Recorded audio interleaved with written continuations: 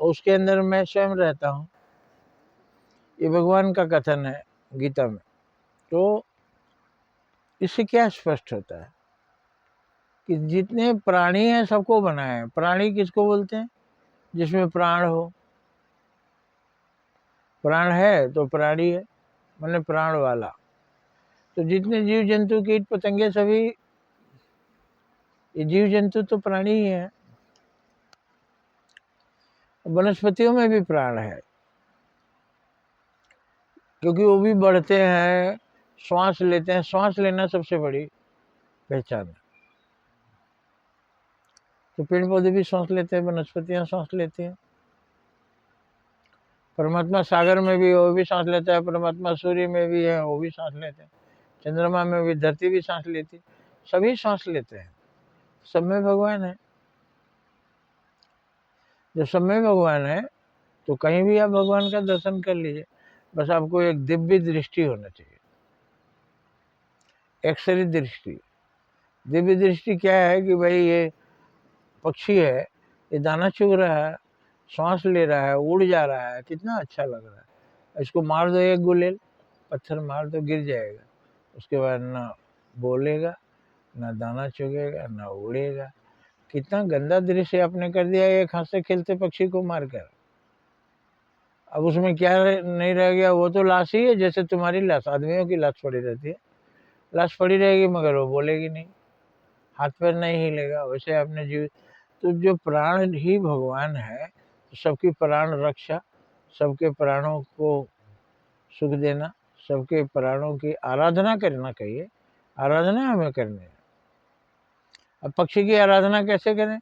छत पर थोड़ा दाना डाल के चले आते हैं, एक बर्तन में पानी। अब चले आए हम, पक्षी वहाँ आके चुन रहे हैं, दाना चुन के पानी पी ले रहे हैं और उड़ गए। और धन्यवाद दिए कि भगवान ने हमें दाना दिया। अब दाना तो आदमी ने दिया, तो भगवान ने कैसे दिया? आदमी के अंदर कौन था? भगवान ही तो थे।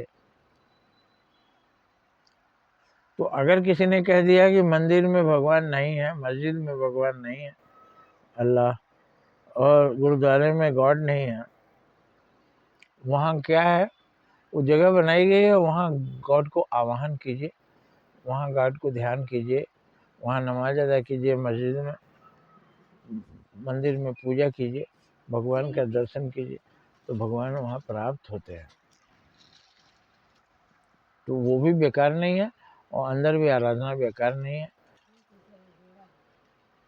गिनती सिखाया जाता है बच्चों को बाल फ्रेम से, 1 2 3 ऐसे गोटियाँ चलती हैं।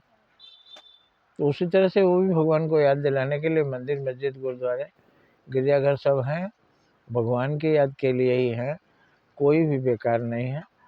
हम बेकार हैं अगर हमको इतना सब होते हुए भी भगवान के बारे में पता नहीं चलता, ज्ञान नहीं होता। संतों ने तो ये भी कह दिया, भगवान को ढूंढ रहे हो तो बैठ जाओ, आंख बंद करके श्वासों पर ध्यान दो। सांस चलता है, सो हंग, आप कहिए को हंग, कौन हूँ मैं? जब तुम सोचेगा कि मैं कौन हूँ, तब तुम्हें पता चल जाएगा कि मैं ब्रह्म हूँ।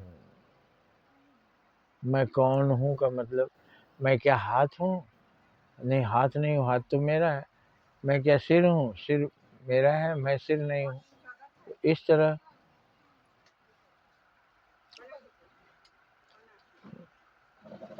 भगवान सब में हैं, बस हमें दिखाई नहीं दे रहा है, दिखाई देना चाहिए। जय हिंद, जय भारत।